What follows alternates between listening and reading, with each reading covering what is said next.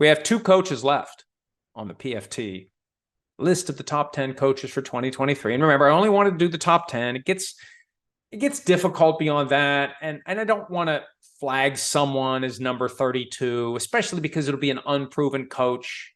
Maybe he'll be great. Maybe Jonathan Gannon, who probably would have been number 32, will be great. Or maybe he'll be fired after 1 year, like Steve Wilkes was in Arizona when they earned the number 1 overall pick, and they are going to draft Caleb Williams and they hire Lincoln Riley in advance to cement the connection. And I'm joking, sort of.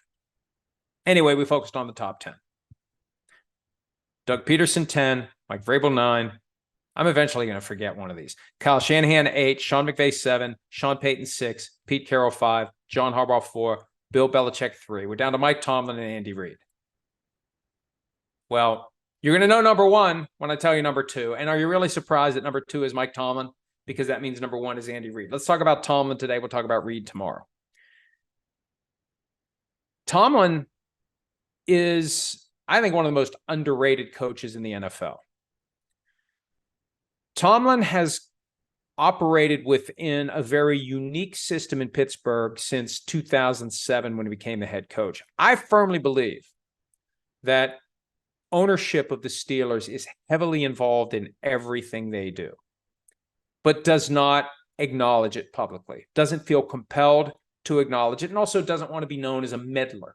But I think Art Rooney II is very, very involved in coaching, staff hires, in overall team philosophy, in player acquisition. It comes off as a group effort that no one takes credit or blame for.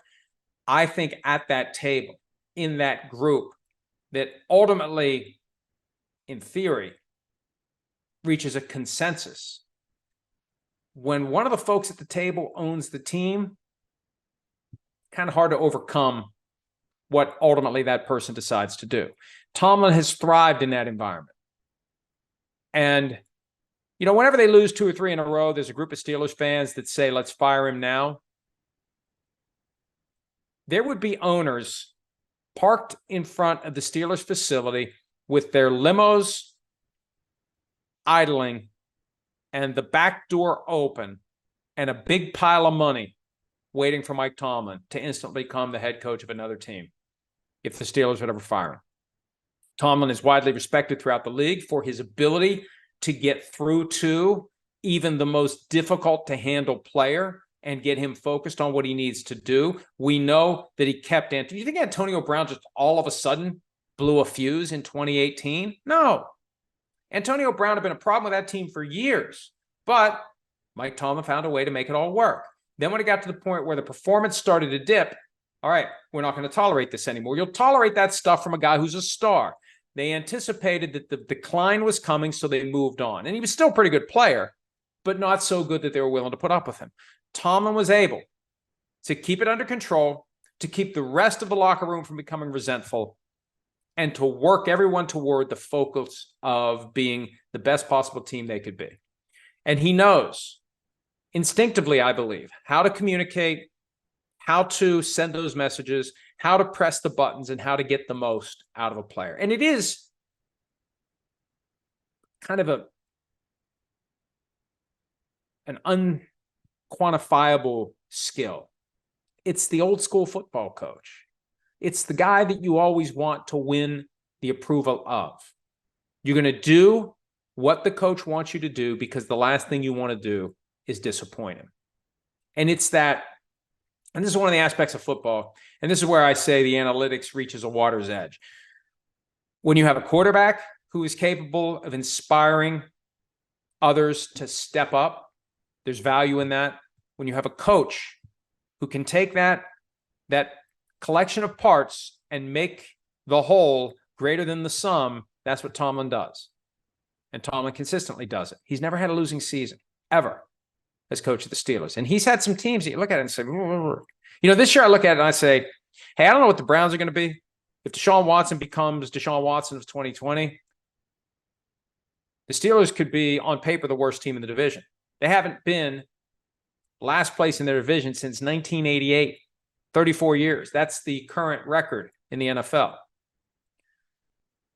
But I just feel like Mike Tomlin's going to find a way to keep them out of last place. Last year, it looked like he was finally going to have his worst season, his first losing season as head coach of the Steelers, and they pulled it together down the stretch. And look, I know that if they had played the Chiefs, they probably wouldn't have been able to outscore them. They probably wouldn't have been able to keep up with them. But the way they were playing down the stretch, I wouldn't have wanted to face them if I was any of the other teams in the playoff field. We saw what they did in 2005. Now, this was pre-Tomlin. They were left for dead. They found a way to pull it together. They got to the Super Bowl and won it. A couple of years later, they weren't one of the shortlist favorites in Tomlin's second season when they won the Super Bowl, and then they got back there a couple of years later. It's been a long time since they've been there, and there's some folks getting a little bit antsy about that. But I just don't think historically the Steelers have been one of the most talented teams in football. There's something about Tomlin that gets them to play better than what we expect them to be, and they consistently do that. And again, I think if he ever got fired, he'd go wherever he wants to go, and he'd be as good somewhere else as he's been with the Steelers.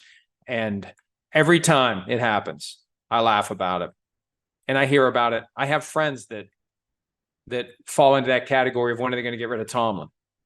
As I said earlier, be careful what you wish for, because you may have Tomlin as coach of the Browns. Wouldn't that be something? Or the Ravens. Wouldn't that be something if you end up running Mike Tomlin out of Pittsburgh? And now look, as long as he keeps doing what he's doing, he should stay put. I hope the Steelers never get to the point where they keep a coach simply because it's their thing that they've had only 3 coaches since 1969. I don't feel like that's the case because they make good hires at head coach. They made a great hire with Chuck Noll, and they rode that out for 20 plus years. They made a great hire with Bill Cowher. They made a great hire with Mike Tomlin. And whenever Tomlin leaves, I suspect they'll make another great hire. But I don't think they would ever just keep a coach simply because they want to be able to say we've had X number of coaches since 1969. But Tomlin should stay as long as he wants to.